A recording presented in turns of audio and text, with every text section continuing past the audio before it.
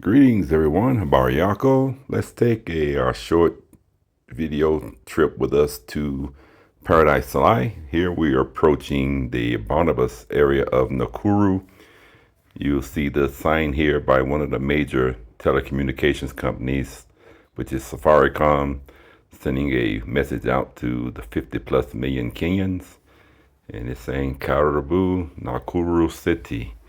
And this is the area where our Business Development Center is, Paradise Solai Business Plaza, where our cafe, our nail spa.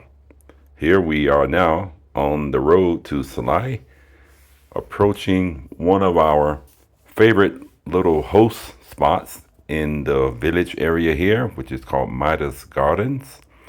It's an expansive property with a wonderful cafe, conference, and meeting center. In fact, we hosted our initial meeting in November or December of 2024 at this particular conference center called Midas Gardens. If you're anywhere in the Solai area, you certainly want to visit that. Wonderful food, wonderful setting and surroundings. You'll see the gate to the left as we pass by right now. That's the entrance to Midas Gardens.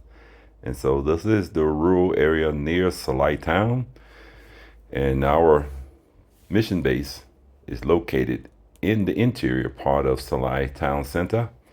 And you'll see there are also a lot of nature reserves in this area. There's a big nature reserve on my right on this video called Tildris Gardens. They have a nature reserve there with giraffes and water bugs and different varieties of animals. We just passed that on my right. And everything you see fenced on both sides is part of the farm for Midas Gardens on your left and for the Tildris Farms on my right. It's a big farming area here. Coffee, tomatoes, oranges, a variety of plants and vegetables that grow. A lot of people buy what they call shambas or land to do farming in this area. We also have a small garden, a shamba, on our property also. And we are also considering perhaps leasing some acreage to do larger scale farming. So if that's something you're interested in, this area allows you the opportunity to do that at a reasonable cost. I think it was quoted to us that an acre of land can be leased for 7,000 shillings a year, which is very, very inexpensive. That may be around 30, 35 USD.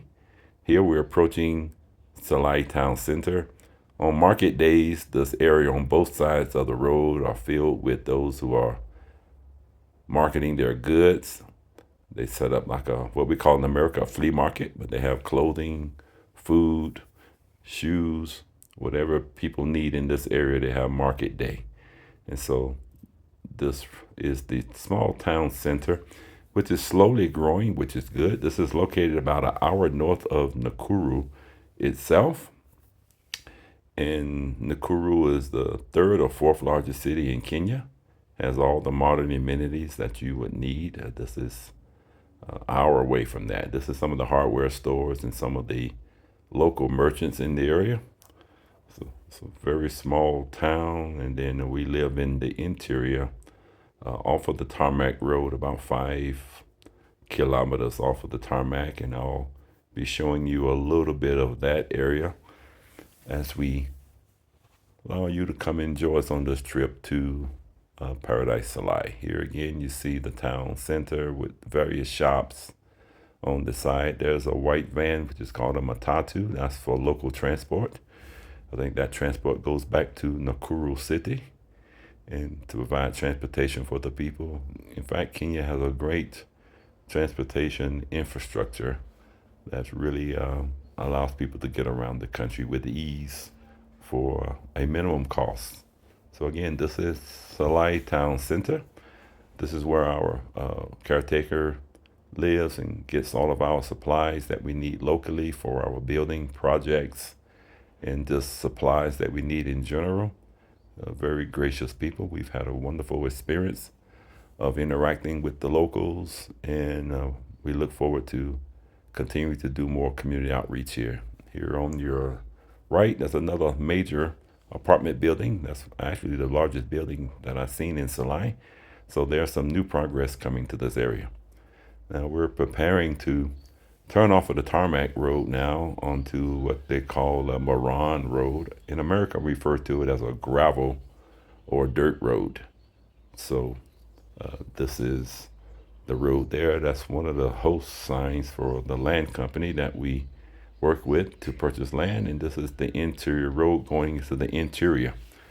And as you see, it's very little commercial infrastructure. This is basically farmland, village residential areas. And so there's a little dam on our left right there that has water. Water is an issue in all areas, but this area is a semi-arid area. Even though it's a lot of farming, the ground is very fertile. That's a beautiful acacia tree that's umbrella over the road there. But yeah, surrounding both sides of these areas are lots of tomato farms, coffee farms, even some tea, I believe, is growing in this area. But this is the road to the interior of Solai. Sometimes people refer to this area as Sabukia. But there you see some of the residential areas. You see some of the cattle, sheep, lamb, goat. There's someone there with jerry cans on a bicycle. That's what they generally use to transport water to and from people's households, to their properties.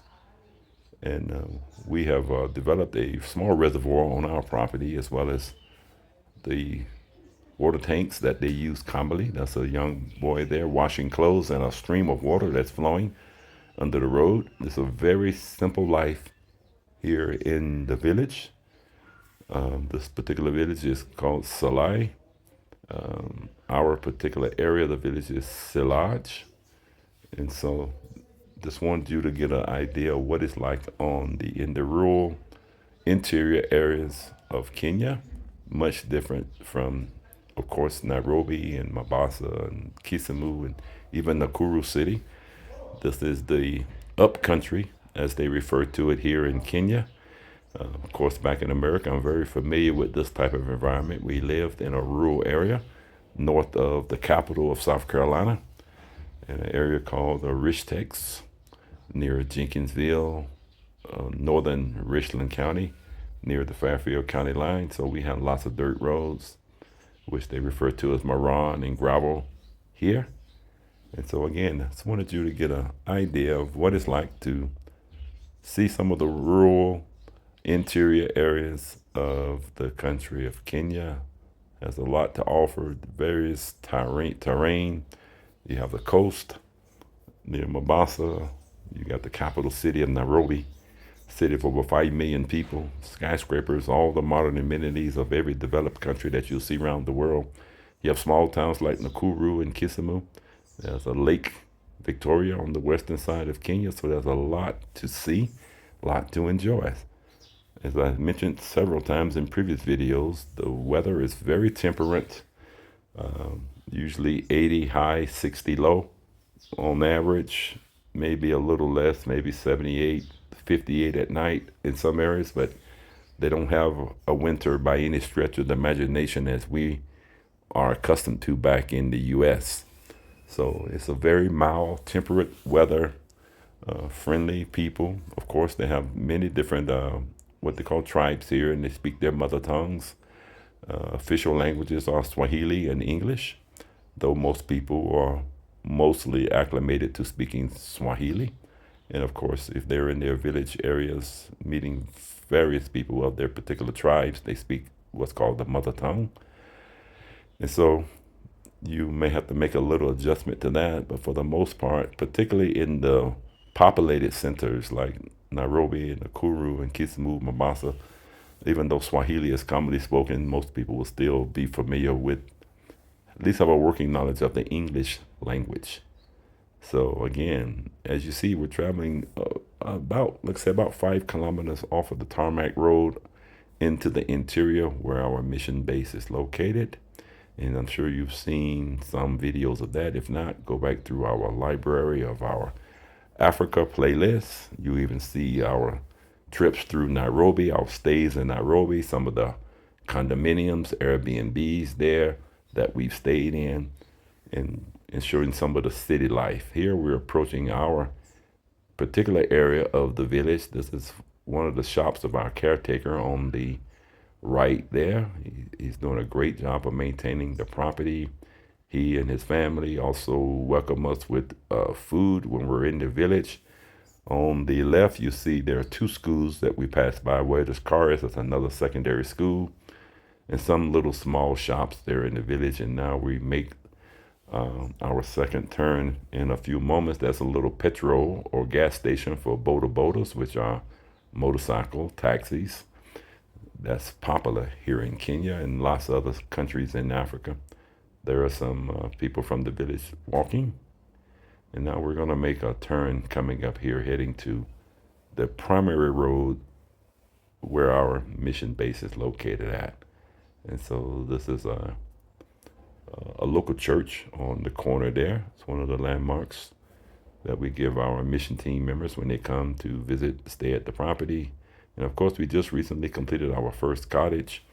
We spent several days and nights there enjoying the village and getting acclimated with the environment. You've probably seen some of the videos of the beautiful sunsets, sunrises, and the development of the property. If not, take a look at those videos to see what God has allowed us to do here in this particular area. This mission base will serve not only Kenya, but all of East Africa with humanitarian outreach, job creation, business development, sustainable housing, clean, safe drinking water, education, training, just holistic living for people that we hope to reach. So thanks for riding along with us. Feel free to reach out to us if you're visiting the country from the diaspora. We'd love to see you.